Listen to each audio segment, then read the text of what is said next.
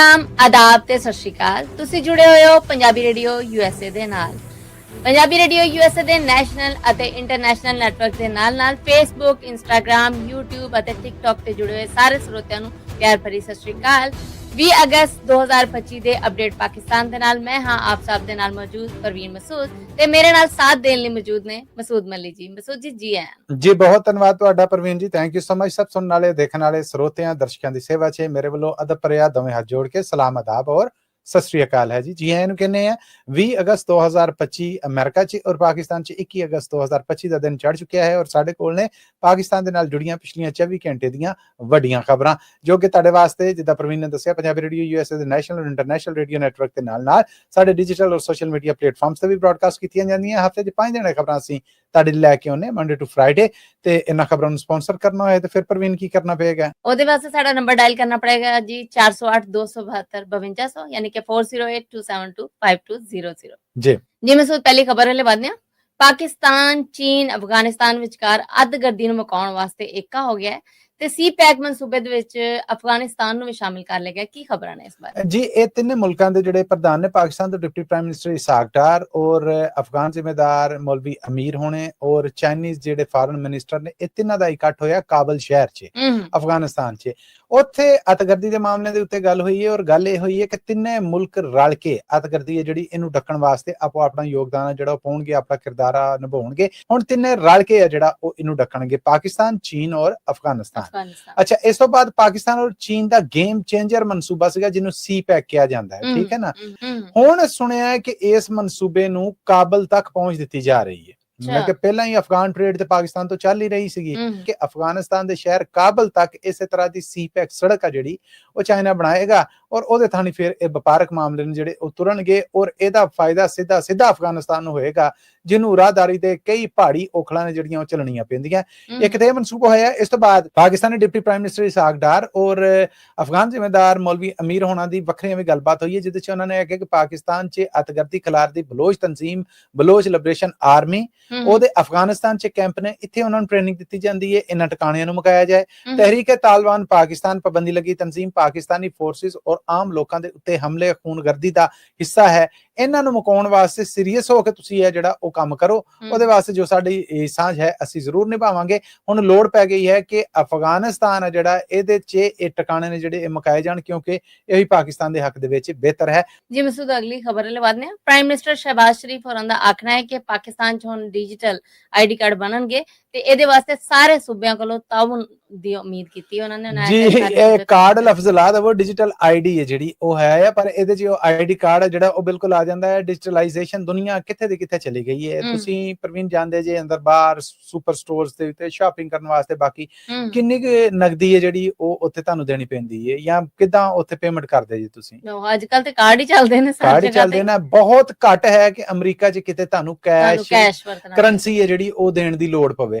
ਪਾਕਿਸਤਾਨ ਇਸ ਮਾਮਲੇ 'ਚ ਬਹੁਤ ਪਿੱਛੇ ਹੈ। ਸੋ ਹੁਣ ਪਾਕਿਸਤਾਨੀ ਪ੍ਰਾਈਮ ਮਿਨਿਸਟਰ ਨੇ ਕਿਹਾ ਕਿ ਮਾਲੀ ਲੈਣ ਦੇਣ ਕਿਹਾ ਜਾ ਰਿਹਾ ਕਿ ਇਹਦੇ ਪਿੱਛੇ ਵੀ IMF ਹੈ ਜਿਹੜਾ ਉਹਦੀ ਫਰਮਾਇਸ਼ ਹੈ ਕਿ ਇਹ ਕੰਮ ਨੇ ਜਿਹੜੇ ਕਰੋ, ਇਹ ਕਿ ਤੁਸੀਂ ਡਰਾਮਾ ਬਣਾਇਆ। ਦੂਜਾ, ਸਰਕਾਰੀ ਜ਼ਰੀਏ ਦੱਸਣ ਦੇ ਨੇ ਕਿ ਪਾਕਿਸਤਾਨ 'ਚ ਆਮ ਬੰਦਾ ਮਾਚਿਸ ਦੀ ਤੀਲੀ ਤੋਂ ਲੈ ਕੇ ਤੇ ਕਿਹੜੀ ਸ਼ੈ ਜਿਹਦੇ ਉੱਤੇ ਟੈਕਸ ਨਹੀਂ ਦਿੰਦਾ, ਪਰ ਟੈਕਸ ਸਿਸਟਮ ਹੈ ਜਿਹੜਾ ਉਹ ਮੁਨਾਸਬ ਨਹੀਂ ਗਿਆ ਹੈ। ਇਸ ਲਈ ਡਿਜੀਟਲ ਇਹ ਜਿਹੜਾ ਲੈਣ ਦੇਣ ਜਦੋਂ ਹੋਏਗਾ ਨਾ ਤੇ ਇਹ ਸਾਰਾ ਮੋਨੀਟਰਿੰਗ ਦੇ ਵਿੱਚ ਆ ਜਾਏਗਾ। ਕੈਸ਼ ਕਿਸੇ ਨੇ ਦਿੱਤਾ ਹੈ, ਸੌਦਾ ਲਿਆ ਹੈ, ਬਿੱਲ ਦਿੱਤਾ ਨਾ ਦਿੱਤਾ, ਇੱਕ ਗੱਲ ਹੋ ਗਈ। ਜਦੋਂ ਇੱਕ ਅਕਾਊਂਟ 'ਚ ਪੈਸੇ ਦੂਸਰੇ ਅਕਾਊਂਟ 'ਚ ਡਾਇਰੈਕਟ ਜਾਣਗੇ ਤੇ ਉਹ ਤੇ ਫਿਰ ਟ੍ਰੇਲ ਹੋਏਗੀ, ਉਹਦੇ ਉੱਤੇ ਟੈਕਸ ਦਿੱਤਾ ਹੈ ਕਿ ਨਹੀਂ ਦਿੱਤਾ, ਉਹ ਫੜਤ ਛੇਤੀ ਹੋ ਜਾਏਗੀ।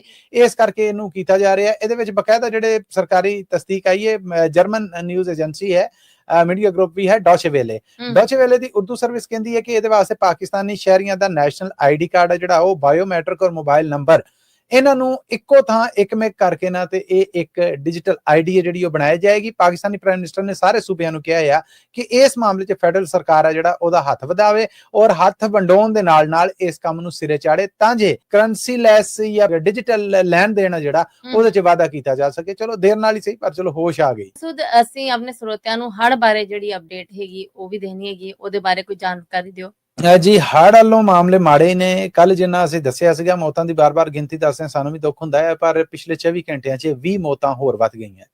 ਪਹਿਲਾਂ ਸੁਣਿਆ ਸੀਗਾ ਖੈਬਰ ਪਖਤੂਨਖਵਾ ਦੇ ਵਿੱਚ ਹਨੇਰ ਪਿਆ ਆ, ਰੋਡ ਆਇਆ, ਲੈਂਡ ਸਲਾਈਡਿੰਗ ਹੋ ਗਈ, ਇਹ ਸਭ ਕੁਝ ਹੋ ਗਿਆ, ਪਹਾੜ ਡਿੱਗ ਪਿਆ, ਮਲਬੇ ਥੱਲੇ ਲੋਕ ਆ ਗਏ, ਮਕਾਨ ਤਬਾਹ ਹੋ ਗਏ।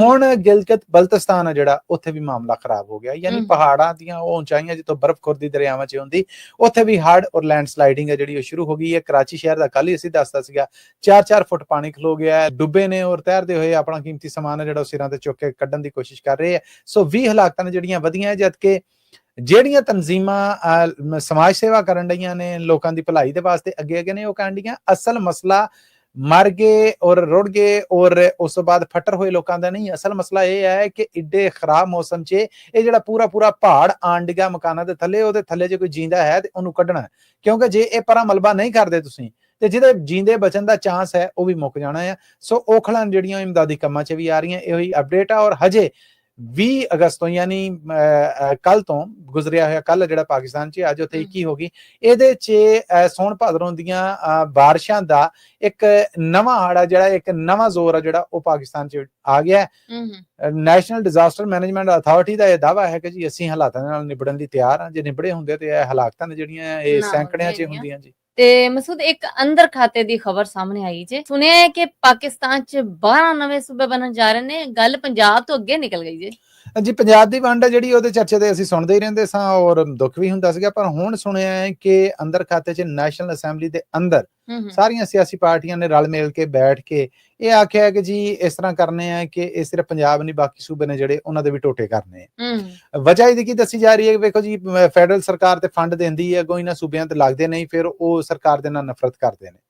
ਹੁਣ ਆਖਿਆ ਜਾ ਰਿਹਾ ਹੈ ਕਿ ਜਿਹੜੇ ਇਹ ਢਾਂਚੇ ਹੋਣਗੇ ਇਹਦੇ 'ਚ ਨਵੇਂ 12 ਸੂਬੇ ਬਣਾਏ ਜਾਣਗੇ ਔਰ ਇਹਦੇ ਮੁਤਾਬਕ ਹੁਣ ਲਹਿੰਦੇ ਪੰਜਾਬ ਨੂੰ 4 ਹਿੱਸਿਆਂ 'ਚ ਵੰਡਿਆ ਜਾ ਰਿਹਾ ਹੈ। ਪਹਿਲਾਂ ਤਾਂ ਦੋਵਾਂ ਦਾ ਰੋਲ, ਹਾਂਜੀ, 4 ਹਿੱਸਿਆਂ 'ਚ ਇਦਾਂ ਕਿ ਇਹਦਾ ਹੈੱਡਕੁਆਟਰ ਜਿਹੜਾ ਉਹ ਪਹਿਲਾਂ ਲਾਹੌਰ ਹੋਏਗਾ, ਮੈਨੂੰ ਬਸਤੀ ਪੰਜਾਬ ਦਾ ਨਾਂ ਦਿੱਤਾ ਗਿਆ, ਔਰ ਇਹਦੇ 'ਚ ਲਾਹੌਰ, ਕਸੂਰ, ਸ਼ੇਖੂਪੁਰਾ, ਨਨਕਾਣਾ ਸਾਹਿਬ, ਰੋਕਾੜਾ ਇਹ ਜ਼ਿਲ੍ਹੇ ਆ ਜਾਣਗੇ। ਫਿਰ ਇਸੇ ਤਰ੍ਹਾਂ ਦੱਖਣੀ ਪੰਜਾਬ ਹੋ ਜਾਏਗਾ, ਇਹਦਾ ਹੈੱਡਕੁਆਟਰ ਰਾਵਲਪਿੰਡੀ ਨੂੰ ਰੱਖਿਆ ਜਾ ਰਿਹਾ। ਇਹਦੇ 'ਚ ਪਿੰਡੀ, ਅਟਕ, ਜੇਹਲਮ, ਚਕਵਾਲ, ਮੀਆਂਵਾਲੀ ਤੇ ਖੁਸ਼ਾਬ ਦੇ ਜ਼ਿਲ੍ਹੇ ਨੇ ਜਿਹੜੇ ਉਹਨਾਂ ਨੂੰ ਪਾਇਆ ਜਾ ਰਿਹਾ। ਫਿਰ ਜਨੂਬੀ ਪੰਜਾਬ ਜਾਂ ਦੱਖਣੀ ਪੰਜਾਬ, ਉਹਦੇ 'ਚ ਹੈੱਡਕੁਆਟਰ ਮੁਲਤਾਨ ਨੂੰ ਬਣਾਉਣ ਦੇ ਨੇ ਜਿਹੜੇ ਉਹ ਚਰਚੇ ਸਾਡੇ ਤੱਕ ਕੱਪੜੇ ਨੇ। ਮੁਲਤਾਨ ਦੇ ਨਾਲ ਇੱਥੇ ਖਾਨੇਵਾਲ, ਵਿਹਾੜੀ, ਲੋਧਰਾ, ਭਾਵਲਪੁਰ ਤੇ ਰਹੀਮ ਯਾਰ ਖਾਨ ਨੇ ਜਿਹੜੇ, ਇਹਨਾਂ ਨੂੰ ਇਹ ਨਵੇਂ ਸੂਬੇ ਦਾ ਹਿੱਸਾ ਬਣਾਇਆ ਜਾਏਗਾ।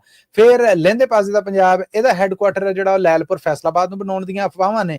ਫੈਸਲਾਬਾਦ ਦੇ ਨਾਲ ਇਹਦੇ ਟੋਬਾ, ਟੇਕ ਸਿੰਘ, ਝੰਗ, ਸਰਗੋਦਾ ਔਰ ਪੱਖਰ, ਇਹਨਾਂ ਨੂੰ ਲਾ ਕੇ ਇੱਕ ਸੂਬਾ ਬਣਾਉਣ ਦੀ ਸਲਾਹ ਹੈ। ਬਲੋਚਿਸਤਾਨ ਦੇ ਵੀ 4 ਸੂਬੇ ਬਣਾਉਣ ਦੀਆਂ ਸਲਾਹਾਂ ਸਾਹਮਣੇ ਆਈਆਂ, ਜਿਨ੍ਹਾਂ ਦੇ ਵਿੱਚ ਸਾਹਲੀ ਬਲੋਚਿਸਤਾਨ ਯਾਨੀ ਸਮੁੰਦਰ ਦੀ ਪੱਟੀ ਦਾ ਬਲੋਚਿਸਤਾਨ ਹੈ ਜਿਹੜਾ ਹੈੱਡਕੁਆਟਰ ਦਾ ਗਵਾਦਰ ਬਣਾਉਣਾ।